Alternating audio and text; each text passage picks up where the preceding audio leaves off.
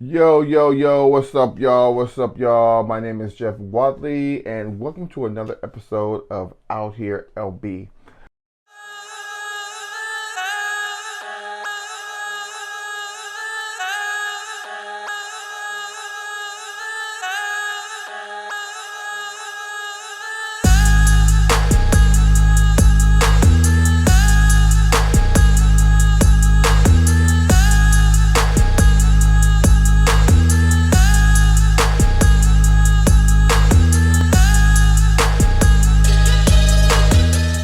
Now, usually it's me and Jennifer here, or Jennifer and myself, but Jennifer wasn't really feeling well today, and it's been a little while before. It's been a little while since I've created some content, so I didn't want too much time to pass by without me getting out here and creating something for out here. So, anyways, Jennifer and I had did a conversation earlier today, but maybe I'll post that one. I'm not sure. Maybe I'll just post this one. But today's topic was about, it was kind of a relationship topic and kind of not a relationship topic because it's about relationships, but it's kind of not about relationships. And let me explain. In the black community, and I'll just start in the black community because this is where I think I see it the most. There seems to be a discourse between men and women, and both sides seem to have not seen. Both sides do have valid arguments. Whether if it's a man that is underperforming, or maybe it's a woman who has too high expectations of a man versus herself. I tend to think that the arguments are all based in a level of truth. However, I'm finding myself feeling like there's more going on. And when I say more going on, I mean, like, I feel like things tend to happen in this country purposefully. Whether if it's the stock market is down, or the economy is up, or there's a war being talked about, or there's you know um, kind of like publicity. Whenever there's a movie about to come out, you see that star on different shows. You know what I'm saying? He's promoting his movie or his album or his project or whatever it is. And whenever that guy doesn't have a project going, you don't really hear from that guy. You know what I mean? So I tend to think when there is something that is in the public eye a little more than usual, it tends to be somewhat of an agenda or purpose behind it. So Jennifer and I was talking about topics that we were gonna bring up on today's show or the next show that we did, and we were talking about men versus women. How there seems to be this tension, especially in the black community, seems to be this real big tension in relationships. How hard it is to find relationships, how hard it is to find quality men, how hard it is to find quality women. And I know personally that there are quality women out there, right? And I know personally that there are quality men out there. But I keep seeing these social media posts about all these women think this, all these men think this, and all these men aren't doing this, and the women, they ain't doing that. And I tend to think, and it's not to discount any of that stuff, but I tend to think, who has the most to gain from disunity amongst our community? And that's more of it's a direct question, but it's kind of rhetorical in nature regarding like who is set to gain the most by our community not being unified. You know what I mean? Like black people make trillions of dollars, have trillions of dollars of spending power in America. You feel me? Trillions, billions, millions, hundreds, thousands. We are contributing to the economy at a large rate. And I think but we're one of the only groups, if not the only group, that does not have a cohesive unit. You know? And it's easy to be like, oh, well, the women, they don't want to submit, they don't want to cook and clean, and they want to go after their careers, right? And then you say, well, the men, they want to have all this sex with all these different women, and they don't want to stand up, and they don't want to be fathers, and they don't want to keep a job, and this and that, and this and that. And I don't agree with any of that. Like, I grew up in a single parent household. My mother raised us the best she could. But without a father in the home, there's only so much you can learn. There's only so much a man can learn from a woman about manhood, right? And I think, and then when a mother is hyper worked or over, there's an over demand on a woman. Her daughters aren't really learning the femininity of womanhood. You know what I'm saying? I think a lot of women are looking at their mothers, for example, of like how they're going to go about how they see things in the world, right? But I tend to think, who is gaining by the black community not being unified? And I think that that's the question that we need to start to ask ourselves. Who is gaining? Because we snipe at each other, yet there's a music industry that promotes disrespect of our women and ourselves. And that hasn't always been the case.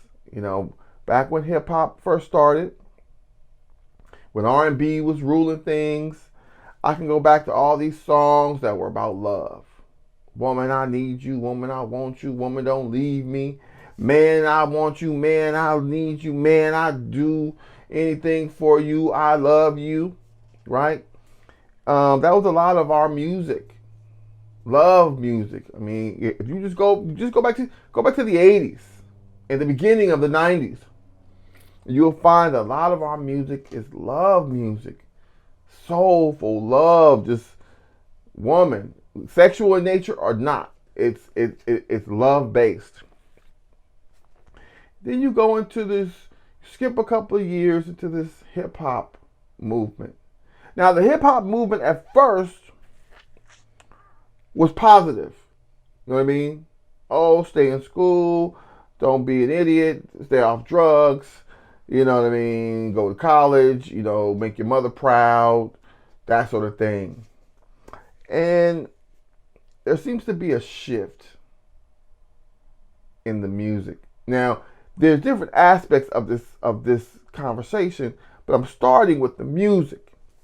You say, okay, the music is now shifting from, we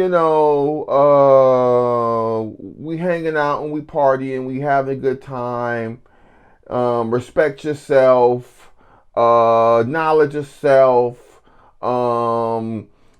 that's my queen, that's my woman, rap songs about love, LL Cool J, Heavy D, pick anybody that was popular in the late 80s, early 90s, they singing about love. It was a big thing to disrespect or to not respect the women in the community. That wasn't even a thing. So you skip to maybe 94, 93, and you start to hear a lot more bitches and hoes and whoop whoop whoop and lick this and suck that and let me do this to you. And then you fast forward even more into the 2000s. Now it's like, oh, I'm getting coked up, I'm smoking this, and I'm drinking Dimetap. And it's like, And you got to ask yourself, like, who is this music benefiting? Who is it benefiting, and who is promoting it? You know what I mean? Because I'm sure there are brothers out there that are musicians and rappers, and they got some positive things to say. Who is behind not allowing those messages to come out? Is there someone behind those messages not coming out? It's the questions that I think we need to. Who is benefiting off of our discord? You know what I mean? During war, there's a group that's selling guns. There's a group that's selling bullets. Who are those groups? They usually not the ones at war. Who's selling fuel? Who's buying fuel? Who's selling it to who? Who dictates conflict? Who benefits from conflict? You know what I mean? And I think that in the black community, we need to start asking those questions. Who is benefiting from me and my woman not being at peace with each other? Because if me and my woman are not at peace, our family is not at peace. And if our family is not at peace, our community is not at peace. And if our community is not at peace, we can't grow in the world economically, spiritually. Our standing in the world does not move forward. In the, I believe, the 60s or 70s, forgive me if I don't know exactly, but there's a welfare program. The welfare program says that if you want to get this money for your children that you need, you know, maybe a husband's having a hard time finding a job, maybe he's on heroin, maybe he's on drugs, but we will help. We'll help you in your community, and we will give you money. But if we give you money, you can't have a man in the house. Now, there's an economy issue, and our men are having trouble finding work. And we can go into why that is later. But in order for the family to get assistance, there can be no man in the household. So it's like, okay, well, I guess we got to get rid of the man, because the man is, you know, our kids eating is more important than some man sitting around not having a job, right? That makes sense. So you begin to see fatherless families. And you start to see the males suffering as a result. Set aside black killings by police at alarming rates, cops killing black men. Like, that's a whole nother conversation. But it's connected to this conversation. Then you have once the man is out of the household, now you have a situation where the woman is now the breadwinner or the bread getter, because she's getting this money. And a couple of generations go by, and now, you know, you have a movement for the women to work more. It's like, okay, well, I don't need no man, and I'm gonna go get a job, and I'm gonna reach the upper echelons of industry, and that is where it's at. That's where I'm all for women growing in the community and getting a job and working on their career, because I tend to think that if we're in a situation where there are more women than there are men, somebody's going to be left without a chair. So why not put yourself in the best position, have the best life that you can have, whether you get married and find a man or you don't. That's just common sense. To better yourself, that's just common sense. But I'm noticing there seems like an agenda. There's an agenda to devalue the family unit, to devalue the woman, which our black women, period, but our black women are priceless. You feel me? But there seems to be an agenda, a political one at that, of devaluing one by one the assets of the black community. The women, then the men, then the relationships, then the families. So it's almost at a state of array where all of our dealings with each other are transactional. She can't give me sex when I want it. I won't provide for her and take care of the family. If I can't control her, I won't support her. If he don't make enough money, bump the fact that he makes money, he got to make enough money. If he don't make a lot of money, he ain't worth my time. I can't. Now, mind you, nobody's talking about love. Nobody's talking about healing. I don't even think anybody is talking about taking the time to even get to know each other. It's all, what can you do for me? And what can I get out of the deal? And if I can't get it now, I understand it because there's a whole generation of our mothers that dealt with men that had problems. And the man ended up playing them out, cheating, going with some other woman, woo, woo, woo, for whatever reason, that was the case. So women are fed up. Like, man, you know what? I'm tired of these. I can do bad by myself. I don't need no man smoking my TV and sleeping with the broad across the street. I don't need that. If I'm the queen you say I am, you need to take care of me, and I need to be priority. And you can't be, no, if you're a man, you hear that, if you're really listening, you can't be mad at that. Because don't nobody want to be second who's supposed to be first, right? So, you understand a person going, you know what, I can do bad by myself. You know what I mean? And from the man's point of view, when you do work hard and you are a nice guy, you may be dealing with a woman who says that's what she wants, but she really wants a thug. She really wants a dangerous guy. She really wants a guy that's not boring. And that typically in our community is the gangster, is the dude with the hijinks. It's a dude that maybe 10, 12 women won't. Because women tend to think, if not a lot of women want you, what do I want you for? You know what I mean? So you got a whole bunch of good guys who probably grew up in single parent households and respect their mother, and they feel like, I want to treat a woman right.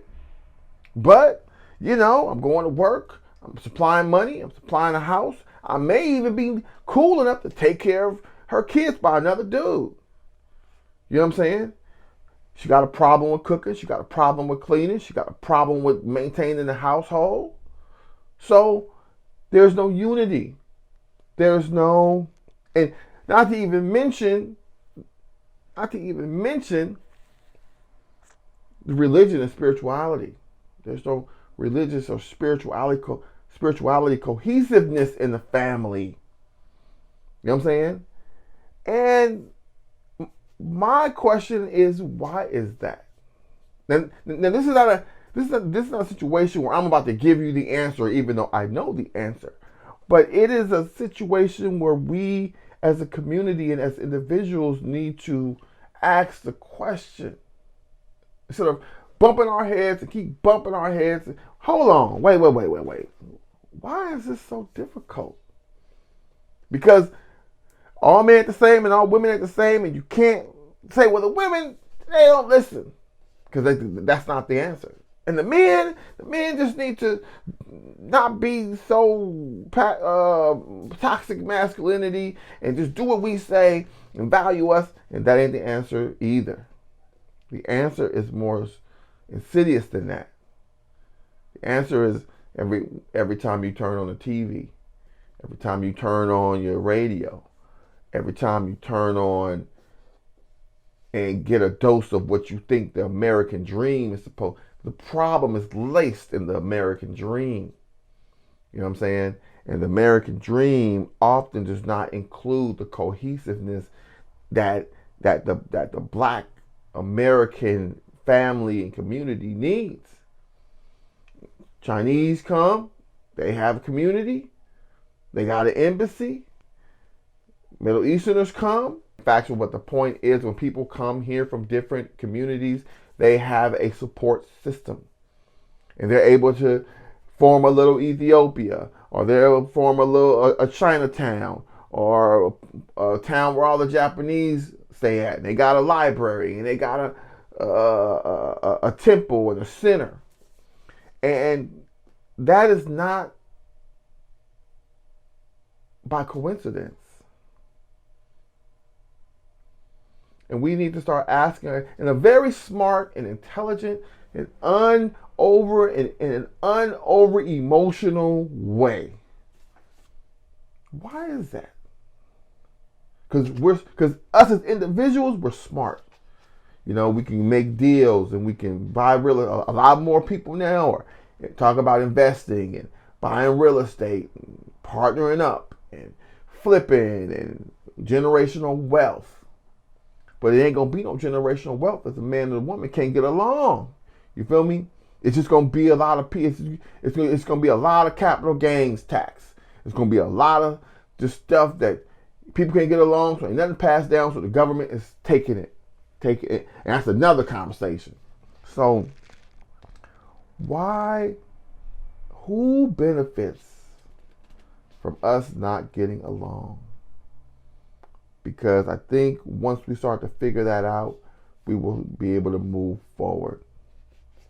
In the civil rights movement, people were willing to walk to work. They were willing to give each other rides to work. There was cohesiveness in the civil rights movement, right? There was a cohesiveness in the Black Panther Party movement. Why did those movements decline or break apart? Who benefited from that? It's the question. Always. When somebody's hating on you or standing in your way, or you can't get that credit, or you can't buy that car, or you can't move, who is benefiting from you not moving forward is a question you need to ask, because this is chess. It ain't checkers. And too many of us were acting like life is like checkers. He did this and she did that, and that don't matter. It's especially when you married or you in a long-term relationship. That's petty stuff. You know what I mean? And we are allowing a lot of petty stuff from keeping us from ascending. You feel me? You're going to let somebody in the attitude stop you from going to heaven. If you believe heaven is a thing and you can go, you know what I'm saying? You're going to let somebody calling you a name stop you from going to heaven? If you understand the heavens and what heaven is, and you got a ticket and a seat, you want somebody, bag it. Jamaica or the Bahamas. It's a seat bought, paid for you to go to the Bahamas. You can let somebody that cut you off stop you from going to the Bahamas on your way to the airport? So, the point is, there is paradise for us. And paradise is often in the arms of a lover. My husband, my wife, my loved ones. But somebody is stealing paradise. You know what I mean? Get your hands out my pocket. You feel me? Somebody is stealing paradise. Get your hands out my pocket. Right? Instead of who is benefiting? Who's benefiting? I may shout out to Jennifer. Hopefully I got her up early this morning. She wasn't really in the mood to, start shooting. Was supposed to shoot yesterday, but I just had this on my heart that I need to start moving forward and shooting more and being more productive. And I'm sure she will return and be here laughing and commenting at the silly stuff that I say. But Jennifer and I, we tend to get along. We tend to seek peace. I think we both have experienced enough trauma in our lives individually that we understand and are grateful for just having somebody that we can be peaceful with. Jennifer and I, we go out, we do things, we laugh, we joke, we have unpleasant conversations, because that's the extent of any argument that we may have. I try hard not to say things. Now, sometimes I say spicy stuff just to get up under her skin, you know. And sometimes she does stuff that she know may irritate me, but the the essence is we enjoy the peace in a safe space. The world is not safe. You know what I'm saying? So we both intentionally seek to create a safe space for each other. That's my job. That's her job. Now, she may not she may not do the same things I do. And I may not understand, where she coming from. But the agenda, our agenda, is peace. So what's our agenda in the black community? What's our agenda individually? What do we want? What are our demands when we go marching? What do we want? What do we want? Cheese screwdriver. What do we want now? What do we want? And I think once we start to figure it, before we find the Mr. Right and Mrs. Right and the girl with the big old booty and look at her body and all that temporary stuff, what do we want? What do you want? What are we after? And after you make a list of what you're after, then you can start to go get it. So, who benefits from keeping us from spreading light in the world? Because as black people, we do inspire. We have richly inspired the culture in America. People want to talk and be cool and have swag and wear bling and do the dances and get nappy hair and wear the dreads and people want to, you know what I mean? So whether we want to or not, we inspire nations. We do, from the street. Urban people. Now, yeah, some inventors and some great mind people and Yeezy and all that kind of stuff, but we urban people from the street have-nots, we inspire the world. That's power. Who benefits from controlling that? Who benefits from squelching that? Who benefits? You know what I mean? Because I'm going to tell you right now, unified Buffalo Soldiers are hard to kill. Unified Negroes, unified black people, unified families, unified parents, unified people in relationships, black love. That's hard to break when it's true and it's real and we understand what we're doing. It's hard to get in between. So let's slow down a little bit and ask the question: who, what, why, when, where is benefiting from our self-destruction, our lack of unity, the breakup of our families, the alternate lifestyles, non-binary suggestions for our men and women. Now, I am nobody to say if you were born in the right body or not. That's not for me to say. And it's not for me to judge. It's only for me to love you. You know what I mean? I don't have to agree with you. I don't have to get down how you get down. But my job as a son of the light, as a messenger of light, and the messenger of whoever you want to call it, is to love humankind. But families, people make relationships, people make families, families make communities, communities grow and influence policies. Policies create laws, laws dictate our reality. They are hand in hand. So, who is benefiting? Who's benefiting? So anyways, I'm right at 30 minutes. Like Jennifer say, ooh, it's too long. So I'm not going to push it. And I wish she was here, but she wasn't in the mind state. But I just felt the need to do a show anyway. So if you like the drip, this is my Long Beach ABC shirt on Creative One Customs website, creative www.creative1customs.com, creative1.customs.com, creativeonecustoms.com. This shirt is there. We got some hoodies there for the cold. We got some Inglewood and some Long Beach and some other stuff on there.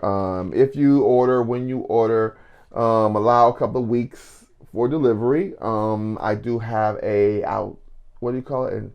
My stuff is outsourced, so there's a third party that creates it and sends it out. So please give a little time for it to get to you. Thank you for everybody who has bought a shirt and represented out here and Creative One. Hopefully Jennifer will join us next week, but stay up, ask yourself that question, like, comment, or share. If you love it, great. If you don't like it and you think we can do better, let us know, and we will see you soon.